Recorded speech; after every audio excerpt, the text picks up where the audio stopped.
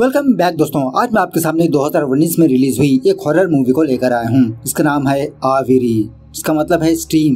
तो चलिए फटाफट से मैं आपको इस मूवी की कहानी सुना देता हूँ। उससे पहले लुटा दो प्यार फॉर इंस्टाग्राम। मूवी की शुरुआत में ही मुन्नी और श्रेया नाम के दो छोटे बच्चे अपने स्विमिंग पूल में स्विमिंग करते रहते हैं। ज्यादा रात होने की वजह से इन दोनों की माँ लीना स्विमिंग पूल से बाहर आने के लिए कहती है। मुन्नी तो बाहर आ ही जाती है, लेकिन मुन्नी की बड़ी बहन श्रेया अभी भी स्विमिंग करती रहती है। घर में आते वक्त लीना अपने हस्बैंड राज से कहने लगती है कि तुम आते वक्त श्रेया को भी साथ में ले आओ, वो अभी भी स्विमिंग कर रही है। लेकिन राज अपने काम में थोड़ा बिजी होने की वजह से श्रेया के बारे में भूल जाता है। थोड़ी देर के बाद घर की लाइट चली जाती है तो स्विमिंग पूल में श्रेया का दम घुटने लगता है। एक्चुअली श्रेया अस्थमा की मरीज होती है। वो अपने इनहेलर को हासिल करने की कोशिश करने लगती है, लेकिन इत्तेफाक से इन टाइम में श्रेया अपने इनहेलर को हासिल नहीं कर पाती, जिसकी वजह से उसी स्विमिंग पूल में श्रेया की मौत हो जाती है।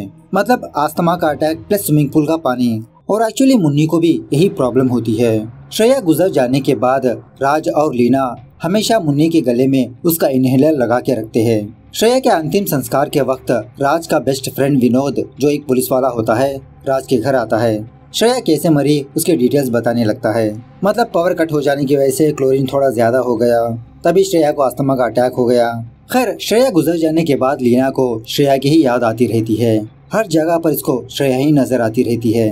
रोते हुए राज से यही कहने लगती है कि अब मैं इस घर में नहीं रह सकती, प्लीज हम दूसरे घर में शिफ्ट हो जाएंगे।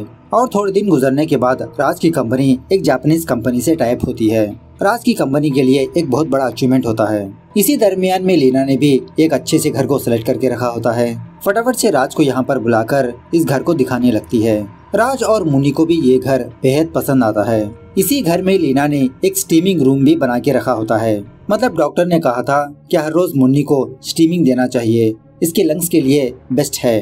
इस तरह से ये दोनों इस घर में शिफ्ट हो जाते हैं। श्रेया जाने के बाद लीना मुन्नी की बहुत केयरिंग करती रहती है, लेकिन मुन्नी अपनी माँ की केयरिंग को कुछ और ही समझ रही होती है कि इसकी माँ हमेशा इसके साथ सख्ती के साथ बिहेव करती है। आधी रात को मुन्नी के कमरे में अचानक से एसी का लेवल कम होने लगता है और उसी तरह एक अनजान आत्मा मुन्नी को उठाने की कोशिश करने लगती है। मतलब इसका कंबल हटा देती है, हाथ पैर हिलाने लगती है। फाइनली मुन्नी जाग जाती है। एसी की तरफ देखते हुए कहने लगती है, अरे दीदी आप यहाँ पर कैसे? मतलब मुन्नी को इसकी बहन श्रेया की आत्मा नजर आती रहती है। श्रेया की आत्मा मुन्नी से कहने लगती है कि हम खेलने के लिए घर से बाहर चले। मुन्नी कहने लगती है, इतनी रात को? नहीं दीदी, मेरी माँ बहुत डांटेगी। इस तरह से जब बाहर जा रही होती है, लीना मुन्नी की आवाज सुनकर अपने कमरे में बुला लेती है, अपने साथ सुला लेती है। खैर, सुबह होने के बाद मुन्नी ब्रेकफास्ट में सीरियल खाने की जिद करने लगती है। राज इसको मना करने लगता है क्योंकि सीरियल्स में नट्स मौजूद होते हैं और मुन्नी अस्थमा पेशेंट होने की वजह से नट्स बिल्कुल भी नहीं खाना चाहिए। फिर भी मुन्नी अपने फादर राज से बहुत जिद करने लगती है। राज मुन्नी से कहने लगता है कि तुम आजकल बहुत जिद्दी बन चुकी हो, आज तुम्हारे लिए ब्रेकफास्ट नहीं। तभी अचानक से टेबल के ऊपर जो प्लेट्स ग्लासेस वगैरह होते हैं वो अपने आप हवा में उड़कर राज की तरफ जाने लगते हैं। राज जख्मी होता होता बच जाता है। ये देखकर राज यही सोचने लगता है कि मुन्नी ने इसके ऊपर प्लेट्स फेंका। मुन्नी यही कहने लगती है कि मैंने नहीं फेंका। राज अपने ऑफिस जाने के बाद लीना मुन्नी से यही सवाल पूछने लगती है, क्या ऐसे कोई अपने फादर के ऊपर गुस्सा करता है? मुन्नी यही कहने लगती है कि माँ मैंने नहीं फेंका, दीदी ने फेंका। इस तरह से मुन्नी अपनी माँ से भी रूठकर अपने कमरे में आ जाती है। तभी इसके सामने इसकी दीदी आकर बैठती है, जो सिर्फ मुन्नी को ही नजर आती है। दोबारा मुन्नी से यही कहने लगती है कि हम दोनों घर छोड़कर भाग जाते हैं। मुन्नी यही कहने लगती है, हाँ दीदी तुमने सही कहा, अगर मैं घर से चली जाऊंगी तब मेरे मम्मी पापा को पता चलेगा। हमेशा मम्मी मुझे ही काम करने के लिए कहती है। इसके बाद शायद श्रेया की आत्मा कहने लगती है कि हम दोबारा 2 दिन के बाद वापस आ जाएंगे। सो मुन्नी फटाफट से अपने छोटे से सूटकेस में अपने कपड़े वगैरह पैक करने लगती है। डिसाइड हो जाती है कि अपनी बहन के साथ अपना घर छोड़ देगी। और उस वक्त श्रेया की आत्मा मुन्नी की हेल्प कर रही होती है। मतलब वो सूटकेस अपने आप मुन्नी के साथ जाने लगता है। लकीली गेट के पास वॉचमैन रुकाकर लीना को कॉल करके मुन्नी को लीना के हवाले कर देता है। और मुन्नी का ये बर्ताव देखकर लीना भी शॉक में रह जाती है। फटाफट से राज को कॉल करके घर बुलाती है। राज बहुत ही प्यार से मुन्नी को समझाने लगता है, उसके साथ थोड़ा टाइम स्पेंड करने लगता है, हंसाने लगता है। और इसी तरह मुन्नी से वादा लेता है कि जिन जिन चीजों में नट्स मौजूद होते हैं वो चीजें तुम नहीं खाओगी। उसके बाद मुन्नी अपने स्कूटर से खेलते हुए अपने फादर राज को बुलाने लगती है। उस वक्त राज अपने फोन में बहुत बिजी होने की वजह से मुन्नी को सुन नहीं पाता। और जब मुन्नी का शोर शराबा ज्यादा होने पर राज मुन्नी को डांटने लगता है, क्या तुमको दिखाई नहीं देता कि मैं कॉल में बिजी हूँ। उसके बाद वो स्कूटर अपने आप हिलने लगती है। सडनली राज पर हमला करने की वजह से राज बेचारा नीचे गिर जाता है और इस बार भी राज मुन्नी को ही डांटने लगता है कि मुन्नी ने इस पर स्कूटर फेंका। राज जाने के बाद लीना दोबारा मुन्नी को समझाने लगती है कि अगर पापा गिर जाते तो उनको चोट आ सकती थी। मुन्नी का जवाब तो यही होता है कि माँ मैंने ये काम नहीं किया, दीदी ने किया। खैर मुन्नी की बातों को इग्नोर करते हुए लीना स्ट्रीमिंग रूम में जाकर उसकी तैयारी वगैरह करती रहती है। अब इसी मौके का फायदा उठाकर मुन्नी अपनी बहन श्रेया चोरी चुपके पीछे के रास्ते से अपने घर से बाहर जाने की कोशिश करने लगते हैं, लेकिन दोबारा इन टाइम पर वॉचमैन देखकर लीना को बुलवा लेता है और लीना को समझ में ही नहीं आता कि आखिरकार मुन्नी इतनी छोटी सी उम्र में घर से बाहर जाना क्यों चाहती है। रात होने के बाद जब राज अपने घर आता है, लीना ये बात राज से शेयर करने लगती है। सो दूसरे दिन ये दोनों कमला नाम की एक औरत को बेबी सिस्टर की तरह अपने घर में रख लेते हैं। घर में आते ही लीना कमला को मुन्नी को कौन कौन सी चीजें खिलाना है वो समझाने लगती है और इसी तरह हमेशा मुन्नी पर नजर रखने के लिए कहती है। सो पहले तो मुन्नी कमला को अपने स्कूल रूम में ले जाती है। कमला से रिक्वेस्ट करने लगती है कि हम दोनों हाइड एंड सीक का गेम खेलें। कमला हाँ कहने पर कमला गिनती स्टार्ट करती ही रहती है। मुन्नी अपने कपड़े पैक करके दोबारा अपने घर से बाहर जाने की कोशिश करने लगती है, लेकिन दोबारा इन टाइम पर लीना मुन्नी को देख लेने पर मुन्नी अपने घर से बाहर नहीं जा पाती। कमरे में आने के बाद कमला मुन्नी के साथ बोर्ड गेम खेलने लगती है। तभी कमला ये देखती है कि वो बोर्ड अपने आप हिल रहा है और उसी तरह घर के काफी सारे सामान अपने आप में हरकत कर रहे हैं। एक इनविजिबल आत्मा कमला को तकिए से मार रही होती है। यह देखकर बेचारी कमला डर के मारे अपना सूटकेस लेकर वहाँ से भागी जाती है। खैर उसी रात ये तीनों एक रेस्टोरेंट में आते हैं। राज मुन्नी से पूछने लगता है कि तुमने ऐसा क्या कर दिया जो वो बेबी सिटर कमला हमारा घर छोड़कर भाग गई। आखिरकार तुम घर छोड़कर क्यों जाना चाहती हो। मुन्नी यही कहने लगती है कि कमला को मैंने नहीं डराया, दीदी ने डराया। गुस्से में आकर राज कहने लगता है कि दीदी आप इस दुनिया में नहीं रही, दीदी कब का मर चुकी है। मुन्नी भी कहने लगती है कि दीदी को आप नहीं मारा, आपकी वजह से ही दीदी मर गई, आप मुझे भी मार दोगे, इसलिए मैं घर से बाहर भागना चाहती हूँ। खैर दूसरे दिन राज अपने फ्रेंड विनोद को अपने घर बुलाकर अपने घर की सिक्योरिटी बढ़ा देता है। मतलब अगर दोबारा मुन्नी भागने की कोशिश करेगी तो अलार्म अपने आप बजने लगेगा। ये देखकर मुन्नी अपनी बहन की आत्मा से कहने लगती है कि अब हम दोनों घर से बाहर नहीं जा सकते, घर की सिक्योरिटी फुल टाइट कर दी गई है। श्रेया की आत्मा कहने लगती है कि मेरे पास एक आइडिया है। सो उसी तरह से मुन्नी अपनी माँ के पास जाकर पिज्जा खाने की जिद करने लगती है। थोड़ी देर बाद पिज्जा डिलीवरी बॉय इनके घर आता है पिज्जा देने के लिए। तभी श्रेया की आत्मा पिज्जा लेकर उस डिलीवरी बॉय को बहुत सताने लगती है। उसी तरह मौका देखकर श्रेया की आत्मा मुन्नी को लेकर डिलीवरी बॉय की गाड़ी में अपने घर से बाहर जाने लगती है। हाइन टाइम पर वो डिलीवरी बॉय देखकर फटाफट से मुन्नी को रोककर अपनी गाड़ी लेकर वहाँ से भाग जाता है। खैर रात होने के बाद लीना ये ऑब्जर्व करती है कि मुन्नी के इनहेलर में दवाई खत्म हो गई। उसी वक्त लीना स्टोर जाकर कुछ सामान खरीदकर मुन्नी के लिए रिफिल्स भी ले आती है। सोने से पहले एक बार मुन्नी के कमरे में जाती है तो मुन्नी आराम से सो रही होती है। सुबह होने के बाद लीना चीखते चिल्लाते राज के पास आकर कहने लगती है कि मुन्नी नजर नहीं आ रही। राज और लीना अपने सारे घर में मुन्नी को ढूंढने लगते हैं। मुन्नी कहीं पर भी नजर नहीं आती। उसी तरह मुन्नी के पास इसका इनहेलर भी मौजूद नहीं होता। अगर मुन्नी को अस्थमा अटैक आया तो ये क्या करेगी। फटाफट से राज अपने फ्रेंड विनोद को बुलाकर सारी बात बताने लगता है। सो पहले तो विनोद राज के घर का सीसीटीवी फुटेज चेक करने लगता है और ये फुटेजेस देखकर इन दोनों के होश ही उड़ जाते हैं कि इस घर में आने के बाद मुन्नी के साथ एक और आत्मा भी मौजूद है। वही आत्मा मुन्नी को घर से बाहर ले जाने की कोशिश की। तब जाके राज को भी समझ में आता है कि ये सारे काम मुन्नी ने नहीं किया, खामखा मुन्नी को डांटने लगा था।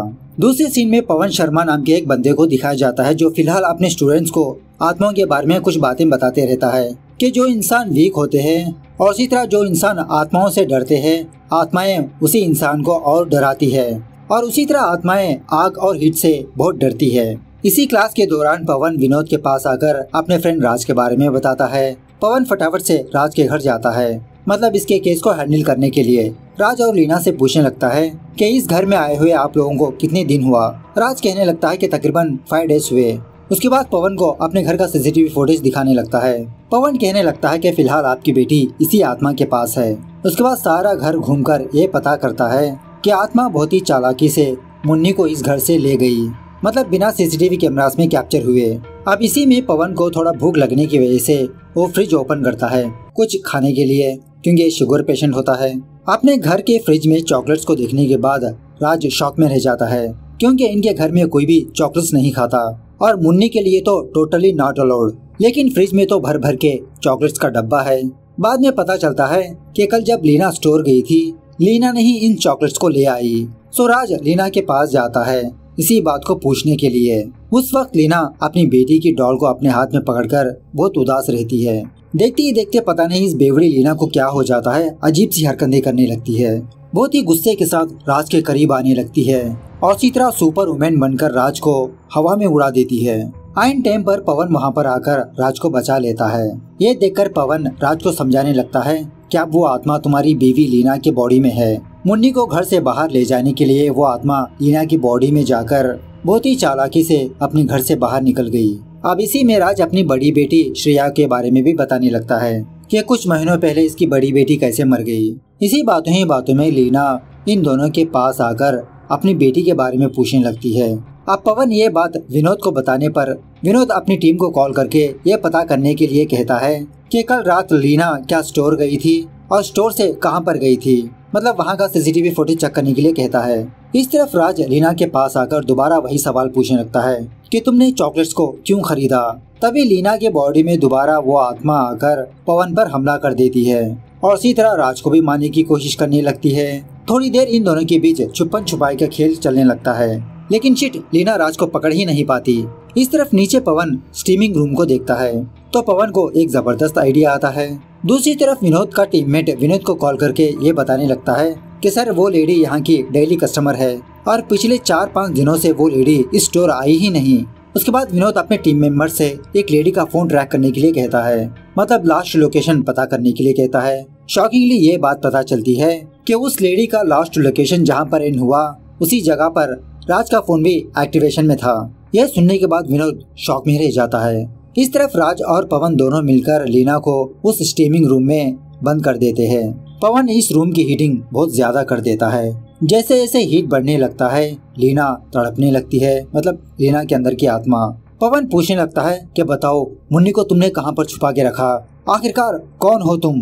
लीना ऊंची आवाज में कहने लगती है कि मैं कौन हूँ ये राज को अच्छी तरह से पता है, बताओ मेरी लाश को तुमने कहां पर छुपा के रखा।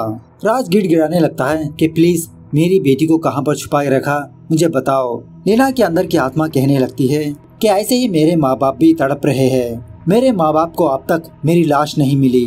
थोड़ी देर के बाद मुन्नी अपनी नींद से जागेगी, भूख लगेगी, मैंने उसके पास काफी सारे चॉकलेट्स को रख दिया।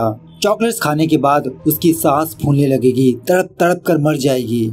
यह सुनने के बाद पवन उस रूम की हीट और बढ़ाकर लीना के अंदर की आत्मा से पूछने लगता है कि बताओ तुम कौन हो, आखिरकार क्या चाहती हो। सो बहुत टॉर्चर करने के बाद लीना के अंदर की आत्मा उसी वाटर वेपर से अपना नाम लिखती है, जानवी। उसी तरह अपना असली चेहरा दिखाते हुए राज से पूछने लगती है कि मेरी लाश को तुमने कहां पर दफनाया। अब इसी दरमियान में विनोद भी राज के घर आता है। सो पवन राज से इसके बारे में पूछने लगता है। एक्चुअली जानवी राज की एम्प्लॉय होती है। जब जानवी नौकरी मांगने के लिए इसके कंपनी में आई थी, राज को पहली नजर में ही इससे प्यार हो जाता है। हर रोज जानवी के टेबल के पास कुछ न कुछ गिफ्ट रखने लगता है। ये देखकर दूसरे एम्प्लॉय जानवी को गलत समझने लगते हैं। खैर 5 दिन पहले राज की कंपनी में एक जबरदस्त मीटिंग चलती है, क्योंकि जापान की कंपनी से टाई अप होता है। सारे एम्प्लॉय जाने के बाद राज जानवी के पास आकर इससे रिश्ता जोड़ने की बात करता है, लेकिन जानवी राज को मना करके अपनी कार में जाके बैठ जाती है घर जाने के लिए। तभी फटाफट से राज भी इसके बगल में आकर बैठ जाता है। इसके साथ प्यार जताने लगता है कि मैं तुमको बहुत खुश रखूंगा, लेकिन जानवी के अंदर राज के लिए ऐसी कोई फीलिंग्स नहीं होती। उसी वक्त अपना फोन लेकर रेजिग्नेशन लेटर टाइप करने लगती है। उसके बाद जब जानवी अपनी कार से बाहर जाने लगती है तो सीट की बेल्ट जानवी के गले में फंस जाने की वजह से राज उस बेल्ट को जोर से खींच देता है। जानवी की गर्दन टूट के उसी वक्त जानवी की मौत हो जाती है। राज जब जानवी को जगाने की कोशिश करता है, ये तो कब का RIP हो चुकी होती है। उसके बाद राज जानवी की लाश को किसी जगह पर दफना देता है। सो प्रेजेंट डे पर राज जानवी की आत्मा से ये कह देता है कि जानवी की लाश को इसने कहां पर दफनाया, मतलब किसी कब्रिस्तान में दफनाया होता है। ये जानकर जानवी की आत्मा बिना मुन्नी का पता बताए लीना के शरीर से भाग जाती है। बाद में पता चलता है कि उसी स्टीमिंग रूम में एक छोटा सा बक्सा होता है। मुन्नी उस बक्से के अंदर कैद होती है, मतलब अंदर से मुन्नी चिल्ला रही होती है। राज सुनकर इसे बाहर लाता है। उसके बाद विनोद पवन से पूछने लगता है कि आखिरकार ये कैसे पॉसिबल है। विनोद कहने लगता है एक्चुअली जब जानवी मरी थी उसकी आत्मा ने यही सोचा कि अभी भी जिंदी है।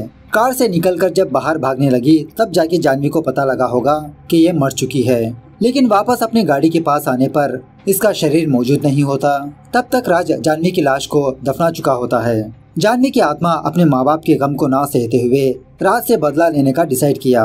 इसके लिए जानवी की आत्मा मुन्नी का सहारा लिया, मतलब जब मुन्नी गायब होगी तभी राज अपना असली सच बाहर रखेगा।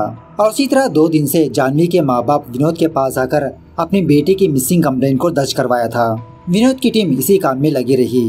सो पता चला जानवी का लास्ट लोकेशन जहाँ पर एंड हुआ था उसी जगह पर राज का लोकेशन भी पाया गया।